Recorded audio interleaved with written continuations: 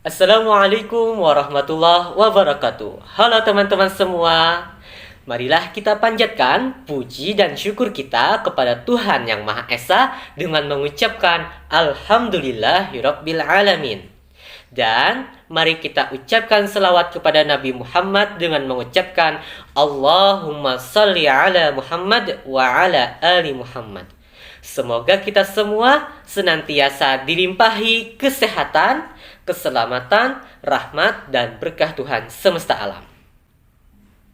Yang terhormat, dosen pengampu mata kuliah profesi kependidikan, yang saya hormati teman-teman pejuang pendidikan Indonesia. Izinkan saya untuk memperkenalkan diri. Nama saya Muhammad Difa Al-Madani dengan NIM 2110118210018 selaku moderator dalam presentasi kelompok 4 dengan materi prinsip-prinsip kompetensi dan karir guru serta jenis program pendidikan dan latihan guru.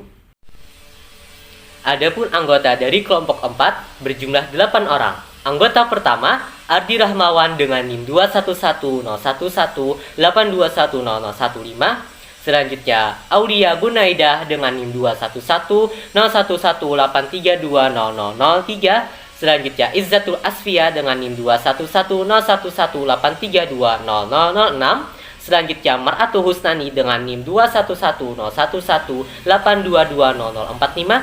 Selanjutnya, Muammar Nasrullah Jayatri dengan NIM 2110118210034. Selanjutnya, saya sendiri Muhammad Difa Ahmadani dengan NIM 2110118210018.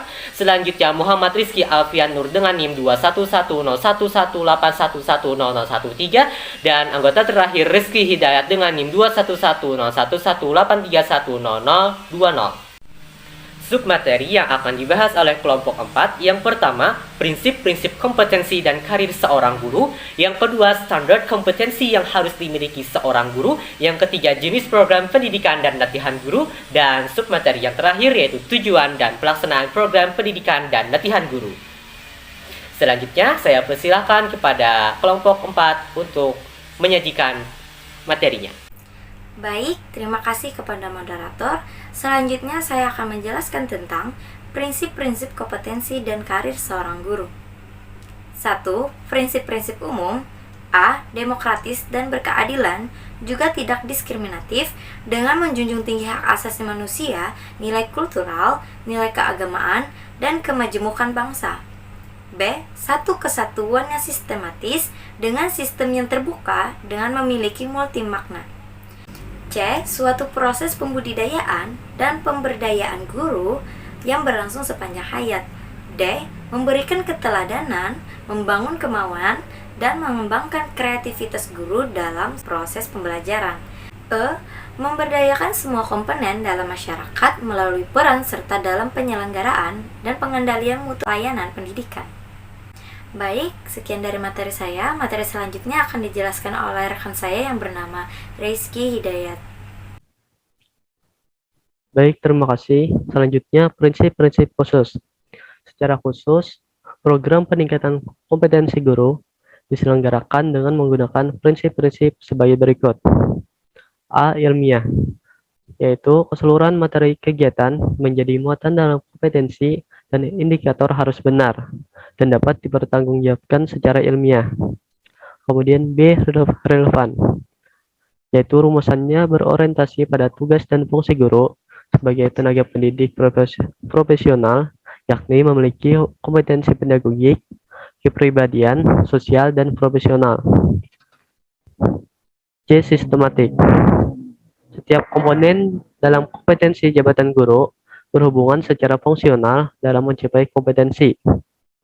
Selanjutnya D. Konsisten, yaitu adanya hubungan yang taat asas antara kompetensi dan indikator. E. Aktual dan kontekstual, yaitu rumusan kompetensi dan indikator dapat mengikuti perkembangan iptek. E. Fleksibel, rumusan kompetensi dan indikator dapat berubah sesuai dengan kebutuhan dan perkembangan zaman. Demokratis, yaitu setiap guru mempunyai hak dan peluang yang sama untuk diberdayakan melalui proses pembinaan dan pengembangan profesionalitas baik secara individualitas maupun institusional. H. Objektif. Setiap guru dibina dan dikembangkan profesi dan karirnya dengan mengacu kepada penilaian yang dilaksanakan berdasarkan indikator-indikator terukur dari kompetensi profesinya. H. Komprehensif. Setiap guru dibina dan dikembangkan profesi dan karirnya untuk mencapai kompetensi profesi dan kinerja yang bermutu dalam memberikan layanan pendidikan dalam rangka yang membangun generasi yang memiliki pengetahuan, kemampuan, dan kompetensi, mampu menjadi dirinya sendiri, dan menjalani hidup bersama orang lain. Sekian dari saya, selanjutnya akan dilanjutkan oleh rekan kami, Ardi Rahmawan. Baik, terima kasih. Selanjutnya, saya akan melanjutkan materi tentang prinsip-prinsip khusus. J. Memandirikan. Setiap guru secara terus-menerus diberdayakan untuk mampu meningkatkan kompetensinya secara berkesinambungan, sehingga memiliki kemandirian profesional dalam melaksanakan tugas dan profesinya. K. Profesional. Pembinaan dan pengembangan profesi dan karir guru dilaksanakan dengan mengedepankan nilai-nilai profesionalitas. L. Bertahap, di mana pembinaan dan pengembangan profesi dan karir guru dilaksanakan berdasarkan tahapan-tahapan waktu atau kualitas kompetensi yang dimiliki oleh guru. M. Berjenjang, di mana pembinaan dan pengembangan profesi dan karir guru dilaksanakan secara berjenjang berdasarkan jenjang kompetensi atau tingkat kesulitan kompetensi yang ada berdasarkan standarnya. N. Berkelanjutan, di mana pembinaan dan pengembangan profesi dan karir guru dapat dilaksanakan secara sejalan dengan perkembangan ilmu pengetahuan, teknologi dan seni, serta adanya kebutuhan penyegaran kompetensi guru. O. Akuntabel, di mana pembinaan dan pengembangan profesi dan karir guru dapat dipertanggungjawabkan secara transparan kepada publik. P. Efektif, di mana pembinaan dan pengembangan profesi dan karir guru harus mampu memberikan informasi yang bisa digunakan sebagai dasar pengambilan keputusan yang tepat oleh pihak-pihak yang terkait dengan profesi dan karir lebih lanjut dalam upaya peningkatan kompetensi dan kinerja guru. Q. Efisien. Pelaksanaan pembinaan dan pengembangan profesi dan karir guru harus didasari atas pertimbangan penggunaan sumber daya seminimal mungkin demi mendapatkan hasil yang optimal. Baik, mungkin itu saja yang dapat saya sampaikan. Selanjutnya akan dilanjutkan oleh rekan kami, yaitu Ratu Husnani. Baik, terima kasih. Di sini saya akan membacakan materi selanjutnya, yaitu yang kedua, standar kompetensi yang harus dimiliki seorang guru. Berdasarkan Undang-Undang Guru dan Dosen, ada 4 kelompok dimensi dari kompetensi guru, yaitu pedagogik, kepribadian, sosial, dan profesional. Yang pertama yaitu kompetensi pedagogik. Kemampuan yang harus dimiliki guru dalam aspek ini yaitu A. Penguasaan terhadap karakteristik peserta didik, B. Penguasaan terhadap teori belajar dan prinsip-prinsip pembelajaran yang mendidik, C. Mampu mengembangkan kurikulum yang terkait dengan bidang pengembangan yang diampu, D. Menyelenggarakan kegiatan pembelajaran yang mendidik, E. Memanfaatkan teknologi informasi dan komunikasi, F. Memfasilitasi pengembangan potensi peserta didik, G. Berkomunikasi secara efektif, empatik, dan santun dengan peserta didik, H. Melakukan penilaian dan evaluasi proses dan hasil belajar, serta memanfaatkannya untuk kepentingan pembelajaran. Dan terakhir, I. Melakukan tindakan reflektif untuk peningkatan kualitas pembelajaran. Yang kedua yaitu kompetensi profesional. Kompetensi profesional yaitu kemampuan yang harus dimiliki guru dalam perencanaan dan pelaksanaan proses pembelajaran, yaitu A. Menguasai materi, struktur, konsep, dan pola pikir keilmuan yang mendukung mata pelajaran yang diampu, B. Menguasai standar kompetensi dan kompetensi dasar mata pelajaran yang diampu, C. Mengembangkan materi pelajaran yang diampu secara kreatif, D. Mengembangkan keprofesian secara berkelanjutan dengan melakukan tindakan reflektif, E. Memanfaatkan teknologi informasi dan komunikasi untuk berkomunikasi dan mengembangkan diri. Dan yang ketiga yaitu kompetensi sosial. Kriteria kerja guru dalam kaitannya dengan kompetensi sosial yaitu A. Bertindak objektif serta tidak diskriminatif, B. Berkomunikasi secara efektif, empatik, dan santun dengan sesama pendidik, tenaga kependidikan, orang tua, dan masyarakat, C. Beradaptasi di tempat tugas di seluruh wilayah Republik Indonesia, D. Berkomunikasi dengan komunitas profesi sendiri dan profesi lain secara lisan dan tulisan atau bentuk lain. Dan yang keempat yaitu ada kompetensi kepribadian. Di sini guru harus mempunyai kemampuan yang berkaitan dengan kemantapan dan integritas kepribadian seorang guru, yaitu A. Bertindak sesuai dengan norma agama, hukum sosial, dan kebudayaan nasional Indonesia. B. Menampilkan diri sebagai pribadi yang jujur, berakhlak mulia, dan teladan bagi peserta didik dan masyarakat. C. Menampilkan diri sebagai pribadi yang mantap, stabil, dewasa, arif, dan berwibawa. D. Menunjukkan etos kerja, tanggung jawab yang tinggi, rasa bangga menjadi guru, dan rasa percaya diri. Dan yang terakhir yaitu E. Menjunjung tinggi kode etik profesi guru. Sekian penyampaian materi dari saya. Materi selanjutnya akan disampaikan oleh rekan saya, Muhammad Rizky Alpian Nur. Nah, kita telah memasuki slide ke-12, yaitu jenis program pendidikan dan latihan diklat guru. Program pengembangan keprofesian berkelanjutan melalui pendidikan dan pelatihan guru yang selanjutnya dikembangkan oleh Direktorat Jenderal Guru dan Tenaga Kependidikan dirancang berdasarkan standar kompetensi guru yang mengacu pada 5 hal ini. Yang pertama, Permendiknas nomor 16 tahun 2007 tentang standar kualifikasi akademik dan kompetensi guru. Setiap guru wajib memenuhi standar kualifikasi akademik dan kompetensi guru yang berlaku secara nasional. Kedua, Permendiknas nomor 27 tahun 2008 tentang standar kualifikasi akademik dan kompetensi konselor. Untuk dapat diangkat sebagai konselor, seseorang wajib memenuhi standar kualifikasi akademik dan kompetensi konselor yang berlaku secara nasional. Yang ketiga, Permendiknas nomor 32 tahun 2008 tentang standar kualifikasi akademik dan kompetensi guru pendidikan khusus. Yang keempat, Permendikbud nomor 137 tahun 2017 tentang standar nasional pendidikan anak usia dini. Yang kelima, Instruksi Presiden nomor 9 tahun 2016 tentang revitalisasi sekolah menengah kejuruan atau disingkat SMK. Akan saya bahas jenis program pendidikan. Yang pertama, in-house training atau disingkat IHT.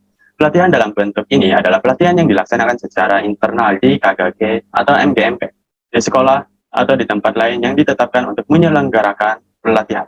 Strategi pembinaan melalui IHT dilakukan berdasarkan pemikiran bahwa sebagian kemampuan dalam meningkatkan kompetensi dan karir guru tidak harus dilakukan secara eksternal, tetapi dapat dilakukan oleh guru yang memiliki kompetensi kepada guru lain yang belum memiliki kompetensi. Dengan strategi ini diharapkan lebih dapat menghemat waktu dan biaya. Yang kedua ada program magang, di mana program ini melakukan pelatihan yang dilaksanakan di institusi atau industri yang relevan dalam rangka meningkatkan kompetensi profesional guru. Program magang ini terutama diperuntukkan bagi guru kejuruan dan dapat dilakukan selama periode tertentu. Misalnya, magang di industri otomotif dan yang sejenisnya. Program magang dipilih sebagai alternatif pembinaan dengan alasan bahwa keterampilan tertentu, khususnya bagi guru-guru sekolah kejuruan, memerlukan pengalaman nyata. Yang ketiga ada kemitraan sekolah. Pelatihan ini melalui kemitraan sekolah dapat dilaksanakan bekerjasama dengan institusi pemerintah atau swasta dalam keahlian tertentu. Pelaksanaannya dapat dilakukan di sekolah atau di tempat mitra sekolah. Pembinaan melalui mitra sekolah dapat diperlukan dengan alasan bahwa beberapa keunikan atau kelebihan yang dimiliki mitra dapat dimanfaatkan oleh guru yang mengikuti pelatihan untuk meningkatkan kompetensi profesional. Yang keempat, belajar jarak jauh. Pelatihan melalui belajar jarak jauh dapat dilaksanakan tanpa menghadirkan instruktur dan peserta pelatihan dalam satu tempat tertentu, melainkan dengan sistem pelatihan melalui internet dan sejenisnya. Pembinaan melalui belajar jarak jauh dilakukan dengan pertimbangan bahwa tidak semua guru, terutama di daerah terpencil, dapat mengikuti pelatihan di tempat-tempat pembinaan yang ditunjuk, seperti di ibu kota, kabupaten, atau di provinsi. Yang kelima adalah pelatihan berjenjang dan pelatihan khusus. Pelatihan jenis ini dilaksanakan di P4TK atau PMP dan lembaga lain yang diberi wewenang, di mana program pelatihan disusun secara berjenjang mulai dari jenjang dasar, menengah, lanjut, dan tinggi. Jenjang pelatihan disusun berdasarkan tingkat kesulitan dan jenis kompetensi. Pelatihan khusus atau disebut spesialisasi disediakan berdasarkan kebutuhan khusus atau disebabkan adanya perkembangan baru dalam keilmuan tertentu. Lalu yang 6, kursus singkat di LPTK atau lembaga pendidikan lainnya. Kursus singkat di LPTK atau lembaga lainnya ini dimaksudkan untuk berlatih meningkatkan kompetensi guru dalam beberapa kemampuan seperti melakukan penelitian tindakan kelas, menyusun karya ilmiah, merencanakan sesuatu, melaksanakan dan mengevaluasi pembelajaran, dan lain-lain sebagainya. Nah, yang ketujuh, pembinaan internal oleh sekolah. Pembinaan internal ini dilaksanakan oleh kepala sekolah dan guru-guru yang memiliki kewenangan membina melalui rapat dinas, rotasi tugas kebijakan pengembangan profesi guru, Badan PSDM PK PMP 57 mengajar, pemberian tugas-tugas internal tambahan, diskusi dengan rekan sejawat dan sejenisnya. Yang kedelapan, pendidikan lanjut. Pembinaan profesi guru melalui pendidikan lanjut juga merupakan alternatif bagi pembinaan profesi guru di masa mendatang. Mengikut sertakan guru dalam pendidikan lanjut ini dapat dilaksanakan dengan memberikan tugas belajar, baik di dalam maupun di luar negeri. Bagi guru yang berprestasi, pelaksanaan pendidikan lanjut ini akan menghasilkan guru-guru pembina yang dapat membantu guru-guru lain dalam upaya pengembangan profesi. Dan itulah jenis program pendidikan dan latihan diklat guru. Selanjutnya akan dijelaskan oleh teman saya. Saya akan melanjutkan materi mengenai model peningkatan kompetensi guru melalui pendidikan dan pelatihan. Untuk model peningkatan kompetensi ini, terdapat dua alur, yaitu yang pertama untuk guru mata pelajaran dan untuk guru kompetensi keahlian. Untuk yang pertama, untuk guru mata pelajaran, program diklat guru dilaksanakan dengan menggunakan peta kompetensi guru yang dibagi menjadi 10 kelompok kompetensi. Peta kompetensi guru tersebut dikembangkan berdasarkan indikator pencapaian kompetensi atau IPK dalam SKG, di mana 10 kelompok kompetensi dikembangkan kisi-kisi soal UKG, dan untuk masing-masing kelompok kompetensi dikembangkan juga modul. Hasil UKG menjadi acuan dalam penilaian diri atau self-assessment bagi guru tentang kompetensinya sehingga dapat menetapkan modul kelompok kompetensi yang dibutuhkan untuk meningkatkan kompetensinya, dan menjadi acuan bagi penyelenggara program diklat untuk melakukan analisis kebutuhan. Pada akhir program diklat, guru melakukan post-test. Hasilnya adalah cerminan uji kompetensi guru atau UKG pada tahun bersangkutan. Untuk alur yang kedua, yaitu guru kompetensi keahlian, program diklat dilaksanakan menggunakan modul sesuai unit-unit kompetensi yang terdapat pada klaster tertentu di skema kerangka kualifikasi nasional Indonesia atau KKNI level 4. Hasil evaluasi diri terhadap setiap unit kompetensi yang terdapat pada setiap klaster menjadi penentu untuk menetapkan klaster yang perlu ditingkatkan kompetensi profesionalnya. Lalu, program diklat diakhiri dengan assessment, di mana hasil assessment bagi guru adalah cerminan uji kompetensi guru atau UKG pada tahun bersangkutan. Itu saja dari saya. Sekian, terima kasih. Terima kasih atas kesempatan yang telah diberikan. Di sini saya akan menyampaikan materi mengenai tujuan dan pelaksanaan program pendidikan dan latihan atau diklat guru. Tujuannya terbagi menjadi dua, yaitu tujuan umum dan juga tujuan khusus. Yang pertama, tujuan umum. Secara umum, diklat guru memiliki tujuan untuk meningkatkan kemampuan guru dalam pelaksanaan tugasnya, dengan cara meningkatkan kompetensi baik pedagogik maupun profesional, serta agar guru memiliki performa sebagai pendidik dan pemimpin bagi para peserta didiknya. Berikutnya adalah tujuan khusus.